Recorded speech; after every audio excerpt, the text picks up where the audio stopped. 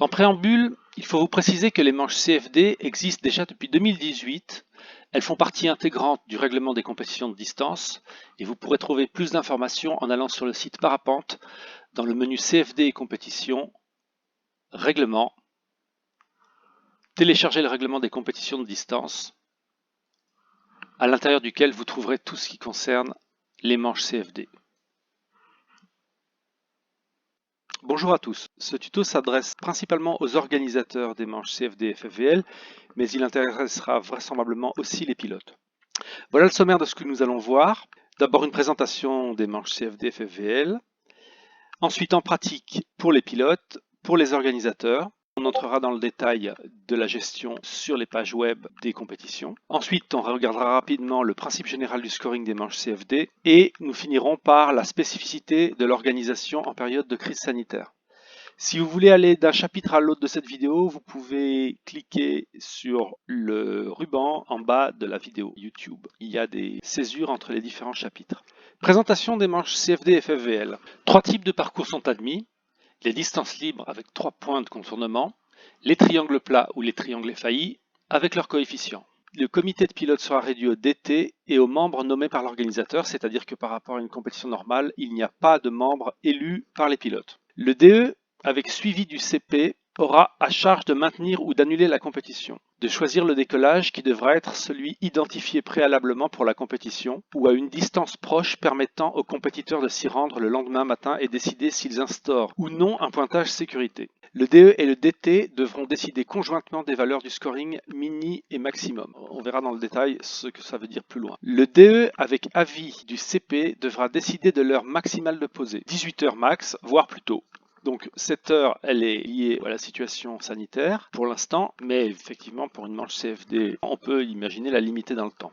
Un périmètre maximal de vol éventuel, à condition de pouvoir en fixer les limites sans ambiguïté, par exemple au moyen de balises ou d'espaces open air. Ce périmètre est à définir avec prudence car si choisi trop petit, beaucoup de pilotes seront ex aequo. Si néanmoins vous décidez de définir une zone d'évolution, cette mesure peut se justifier afin d'éviter que les pilotes évoluent dans un secteur où vous pensez que les conditions météo aérologiques peuvent poser problème. Par exemple, une plus forte probabilité d'orage dans une direction donnée que vous désirez éviter. Si vous limitez l'espace aérien, cela doit se faire obligatoirement au moyen d'un fichier OpenAir qui devra être transmis aux pilotes avant le début de l'épreuve.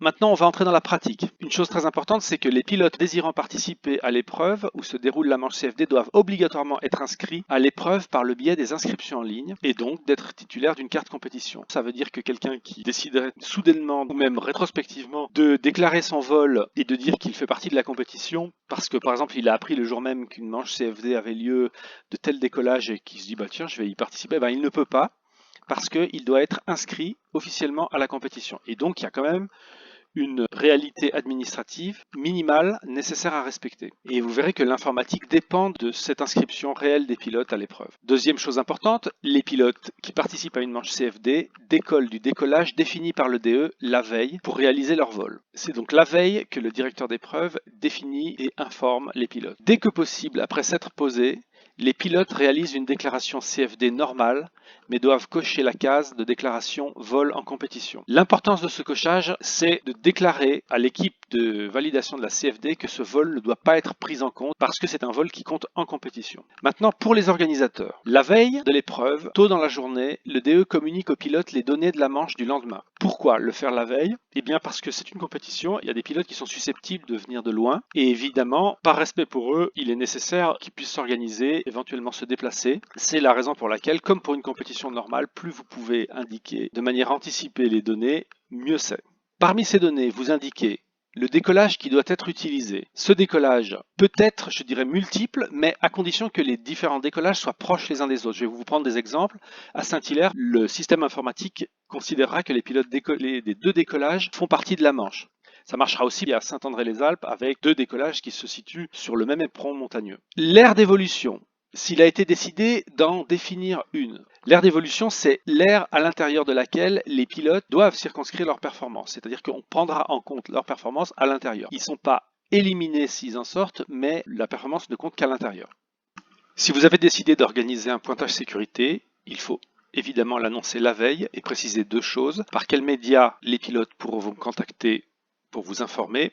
Nous vous conseillons d'utiliser le SMS, qui est une méthode simple permettant de recevoir les messages et de confirmer que vous les avez bien reçus, et aussi de préciser jusqu'à quelle heure ils doivent réaliser ce pointage sécurité. Évidemment, c'est le plus vite possible après s'être posé, mais il y a une limite de temps à préciser, au-delà de laquelle vous appellerez les secours. Les paramètres de validation de la manche sur 1000. Ce sont deux facteurs que le directeur d'épreuve communique aux pilotes de manière à leur donner la possibilité de comprendre, le jour où la manche a lieu, si elle sera validée ou pas et quelle sera sa valeur. Ce sera juste une indication, évidemment, puisque c'est la résultante d'un calcul.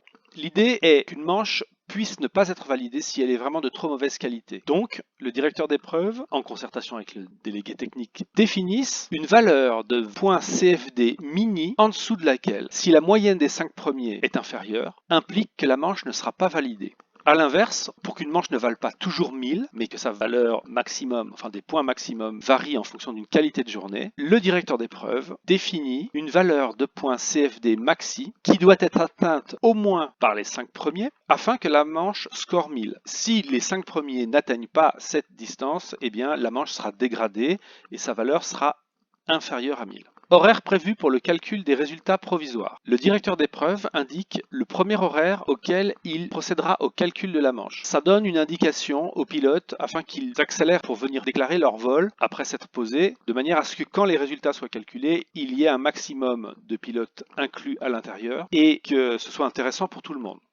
Évidemment, des pilotes peuvent continuer à venir déclarer les vols derrière et le directeur d'épreuve pourra à tout moment revenir, recalculer la manche, réimporter les nouvelles performances des pilotes qui n'avaient pas encore déclaré leur vol. Mais évidemment, le directeur d'épreuve peut tout à fait dire quel sera l'horaire le plus tardif au-delà duquel il ne calculera plus les manches. Je rappelle qu'il peut venir le faire autant de fois qu'il veut. Enfin, le directeur d'épreuve annonce si une autre manche est prévue le lendemain et il en annonce les paramètres. Sur le principe général du scoring des manches CFD, je vous laisse simplement lire. Je ne ferai pas de commentaires, ce serait un peu trop compliqué et ça n'est pas le but de ce tutoriel.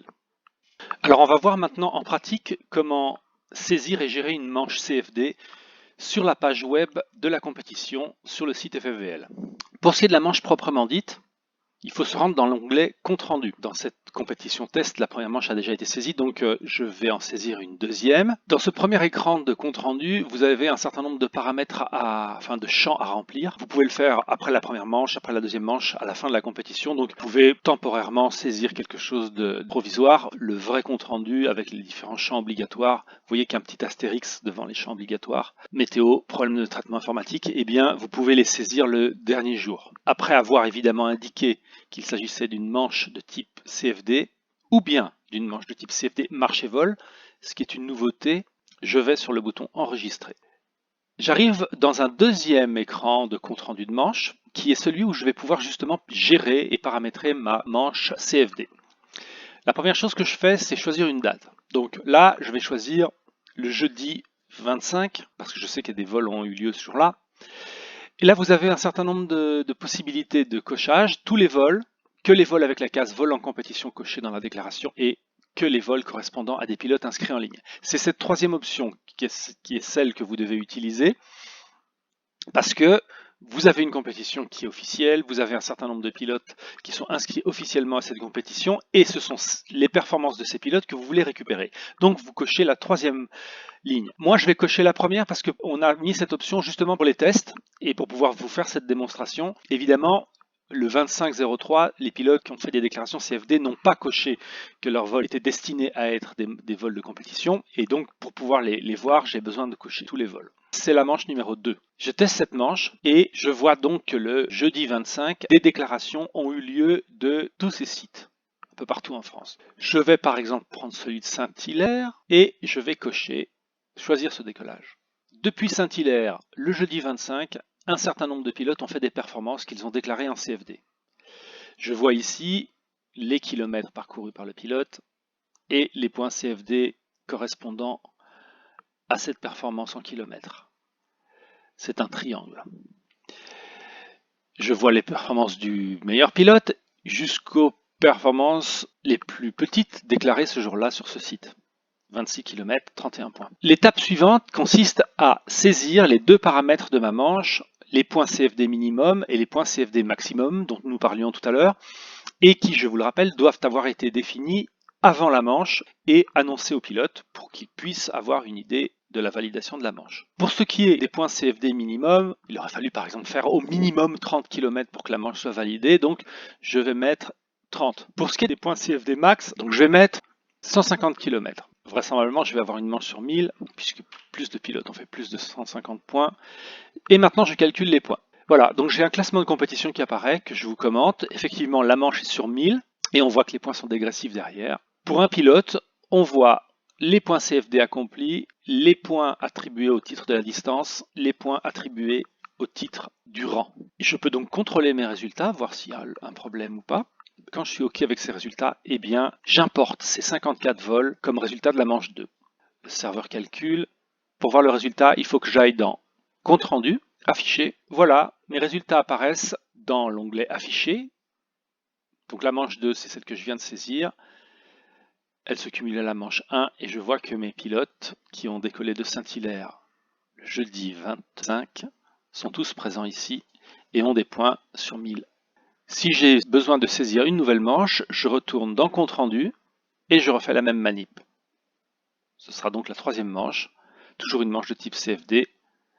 Je vais dans Enregistrer, je récupère les vols et je continue jusqu'à la fin de ma compétition. Concernant les spécificités de l'organisation en période de crise sanitaire, la commission compétition propose aux organisateurs et aux pilotes de faire des compétitions de distance en manche CFD. Les compétitions et les manifestations sportives sont actuellement interdites, mais la CFD et le vol libre restent autorisés. Or, il existe depuis 2 ans un type de manche de distance qui n'oblige pas à des rassemblements, la manche CFD. La commission compétition autorise donc ce type de manche, sauf à ce que nous ayons un compte ordre explicite du ministère des Sports. Plutôt que d'annuler les compétitions, il s'agira donc pour les organisateurs qui le souhaitent de se limiter à faire des manches CFD et donc de se référer au règlement sur le site FFVL avec les aménagements suivants. Pas de briefing physique, les indications sont données par voie électronique la veille. Pas de récup, pas de petit déjeuner ou de panier repas, pas de pot pour la proclamation des résultats. Posé à 18 h au plus tard, soit 1 heure avant le couvre-feu. Le DE peut avancer l'heure maximale de posée. Les organisateurs peuvent préférer annuler leur compétition, de même que les pilotes peuvent préférer annuler leur inscription. En ce qui concerne le confinement maintenant, à cause du confinement qui est venu se rajouter à l'interdiction des compétitions, les manches seront scorées, mais ne compteront pas pour les différents classements nationaux, classement permanent, classement élite, classement sport, ni pour les championnats régionaux qui comptent un département confiné, tant qu'il existe des règles de confinement rendant ces classements inéquitables. Il est possible qu'en sortie de confinement, les compétitions en présentiel soient toujours interdites et les manches CFD pourront alors compter pour les classements nationaux. Les compétitions étant sur un mode ultralight, le prix des manches sera ramené à 5 € maximum. Les organisateurs sont priés d'éviter tout ce qui pourrait ressembler à un regroupement des pilotes ou des organisateurs. Bonne manche!